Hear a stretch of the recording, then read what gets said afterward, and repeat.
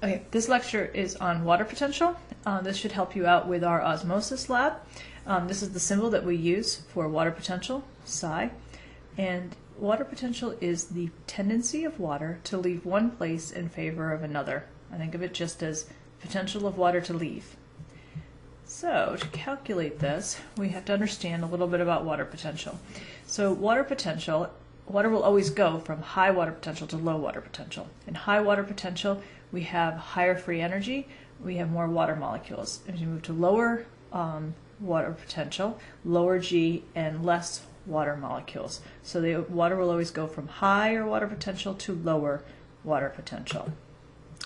And if we were just thinking about an animal cell, we could really just worry about the solute. How much solute is in a solution relative to a cell, and we can determine which direction water would move. But when we're considering plant cells, we have to consider another effect, and that's pressure. Because as the cell swells with water, the cell membrane will push out on the cell wall, and eventually it will have it'll have like a back pressure, and so the pressure is an important component that needs to be considered when you're looking at plant cells. So this is the symbol for water potential. We're also going to be looking at the symbol delta, the psi with the subscript P, and that's going to indicate to us the effect pressure has on the water potential. And then finally with the delta, the psi with the lower s, and that's the effect solute concentration has on the water potential. And so the water potential overall is going to be the sum of these two values. Okay, pressure, as we increase pressure, we increase water potential, where we increase the pressure effect on water potential. So if you think about it, if I have a syringe and I put pressure on the solution that's in the syringe, it's going to squirt out of the syringe. So as we increase pressure, we're going to increase the tendency of water to leave that area. However, solute has the opposite effect. So if we think of the water potential of distilled water as equaling 0, if I increase the salt solution or the solute concentration, if I add salt or I add sugar to the solution, I'm going to decrease the potential of water to leave from that area. So it's going to decrease the water potential with regard to the solute. So as soon as I add any kind of solute, I have a negative water potential with regard to solute. So here's just to show you some examples of this. We'll first look at this with these U-tubes, and then we'll look at it with an example of a cell. So in this case here, I have let's see if I can get a little marker, I have a U-tube. And so these are both open to the atmosphere. And I have a little semi-permeable membrane here. So it's permeable to water, but not permeable to whatever my little green things are. So I have a certain amount of water on this side, and this is pure water. So the water potential on this side is going to be 0. There's no pressure, because this is just atmospheric pressure. And at sea level, we consider that 0. And there's no dissolved anything in here. So the water potential on this side would be 0. Now over here, again, I have the pressure potential is going to be 0, but the solute potential, because I have dissolved things, is going to be negative. And in this case, it's negative 0.23. So it's the sum of these two. It gives me water potential. So the water potential on this side is negative 0.23. Water goes from high water potential to low water potential. So water will move this way in the tube. And so that's why I have the level of the water on this side higher than the level of the water on this side. Okay, so another situation. Here I have the same tube with the same dissolved substances. So my solute potential again is going to be minus 0.23. This side my water potential is 0. But now what I'm doing is adding pressure, using this like syringe kind of thing, on this side. And so now I have my pressure potential is 0.23 equal to my solute potential, and so those add up to being 0. So now the water is going to be the same height on both sides. Now here I'm actually increasing the pressure beyond the equivalent of the solute potential. So here I'm actually adding 0.3 with regard with pressure, and then the solute potential again is going to be 0.23. Negative 0.23. So my water potential in this case on this side of the apparatus is 0.07. On this side it's 0. 0.07 is higher than 0, so now water is going to go on this direction. And if you notice now, my water level is up here. This is called reverse osmosis. You may have heard of that. It's a way of purifying water and by using a semi-permeable membrane and pressure.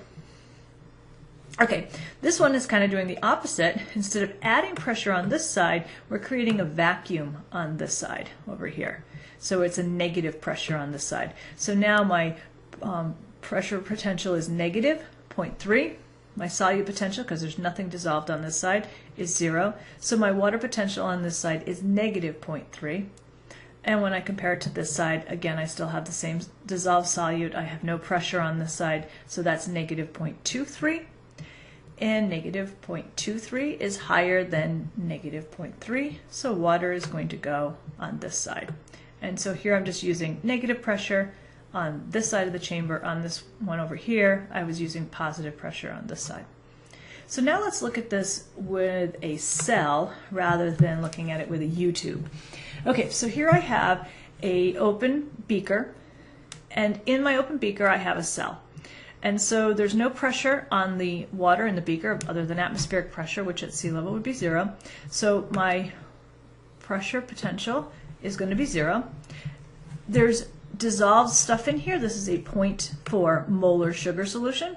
So the solute potential is negative 0.9, which gives me a water potential of negative 0.9. Now I'm adding a cell into this beaker, and it has no pressure. It's a flaccid cell, so we're not getting any of that back pressure on the cell wall. The solute potential, dissolved materials inside of the cell, gives it a solute potential of negative 0.7 for an overall water potential of negative 0.7.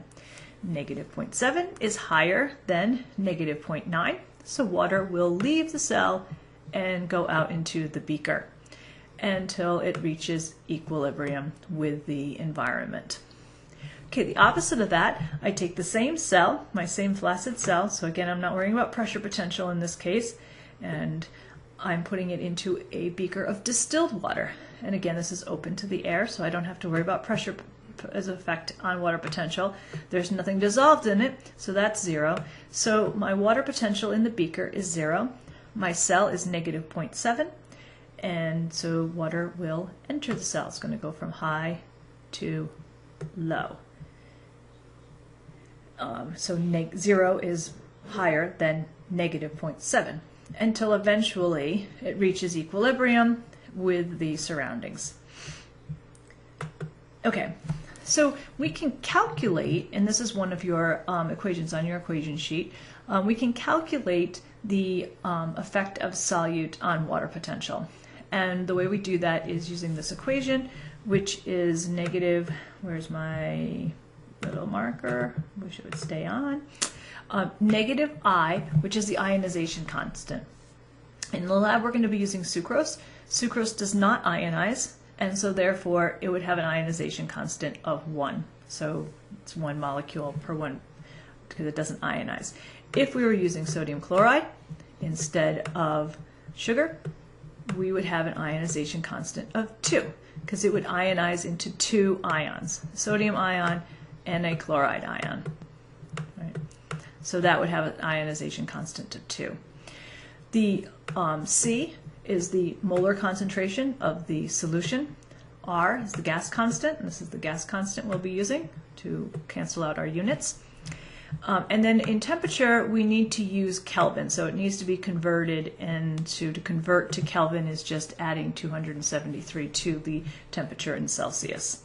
So that's the equation that we'll be using.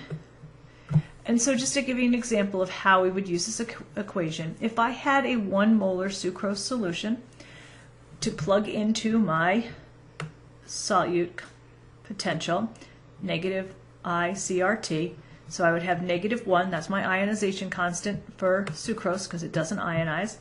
I have a 1 molar solution, so that would be 1.